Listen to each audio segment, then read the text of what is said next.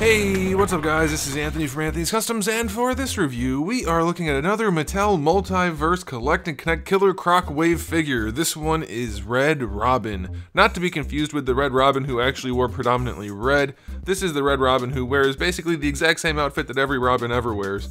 And this is one of the reasons I don't like comics. They just change names around willy-nilly. There's wanton disregard for consistency. Speaking of not being consistent, this Robin is not Dick.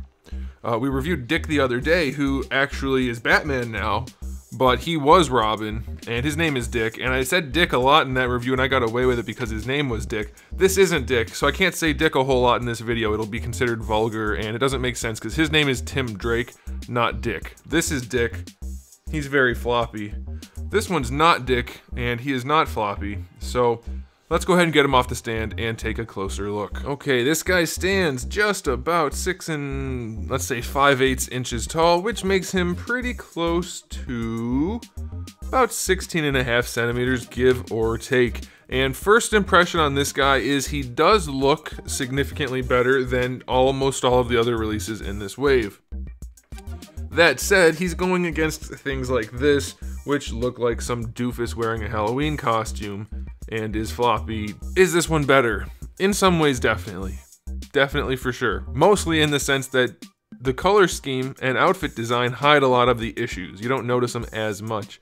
But the paint job on this is, in some places, terrible. In other places, it's okay. Like the boots and the legs and whatnot, from the waist down, pretty clean. The gauntlets are okay. The shoulders are okay. These lines in here, I guess mostly it's okay for the paint job, but here's the thing that stands out really bad. These elbows, where it's skin tone painted, they're not. I mean, it's black plastic with skin painted on top and it's fuzzy. And it looks really bad. And then the chest logo is super fuzzy and it looks really bad. So even though just about everything else is painted well, those two things really make this stand out as not looking good. Even the cape is a decent enough job, even though it's all janky looking because of, I don't know what they did to the mold, but there's a big fold there. But it's painted well enough, it's okay. So yeah, I mean, they're closer, they're on track, I guess. It has some unique parts to it, so that's pretty good. The anatomy is still weird as hell. That's not how humans are shaped. This guy looks emaciated and swole. He's swole-atiated. Yep. And it doesn't look good. Like, his pecs are so far out in the middle front. Then they tuck in back here, which is technically how the pectoral muscle goes, but it's not shaped like that. The chest isn't shaped like that. He's very weird looking. And then the face, you're probably thinking, well, it looks okay. Let's look at it from the front. Yeah, it's maybe a little thin, but otherwise it's okay. But then you turn the head, and oh my god, look how long his head is from front to back. This guy is in the running for the most horse-like head ever. Look how long it is. Look how much space there is between his eye and his ear. That's incredible. I've never seen a head sculpted like this before. I don't know how that happens. It's almost like the person who made this doesn't understand that human heads aren't 3.5 feet long. Holy crap. Imagine buying glasses for this guy. What the heck, man? That is a jacked up face. But if you only look at it from the front and really try hard to not notice it, you won't notice it. So I guess it's okay in that respect. There's no shading throughout anywhere, and there's no paint on the belt, and that does make, for the chest and the belt in particular, makes it look pretty janky because it's kind of a weird plastic. Looks cheap, but they did do some paint throughout that doesn't look too bad. So all in all, I'll give the aesthetics a 5. I'm still going with a 5. There's too much wrong with this figure for it to not. That head is so terrible.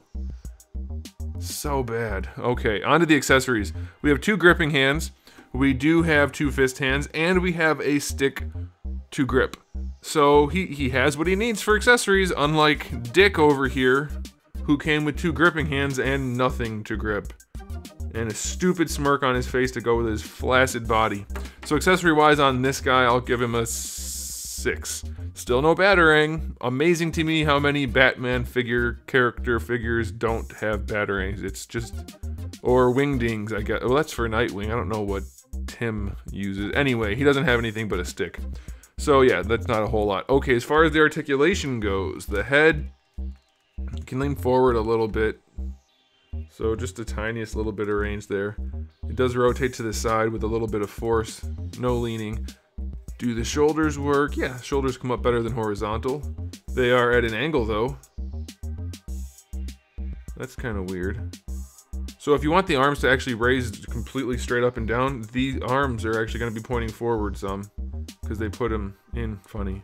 So that's, I mean, it's not a big deal, but it's just unique. I have seen it, but why would you do that? Full rotation, bicep swivel, double jointed elbow, bottom joint works, top joint works. Terrible designs though, engineering wise. What is this, 1999? This is ugly, bad engineering. Look at that. That doesn't at all strike me as any part of the human body. I don't know what's going on there. That is just gnarly engineering. Holy crap. Wrist swivel and hinge. Ab crunch does go back, does go forward. His is relatively stiff as opposed to Dick's.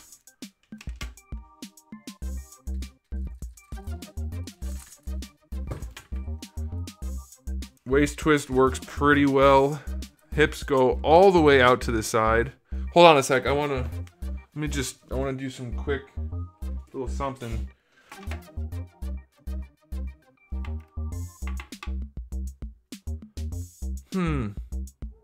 Lousy garbage trash figure. Perfectly good hip motion. Spider-Man figure mold that's been used about 1,000 times.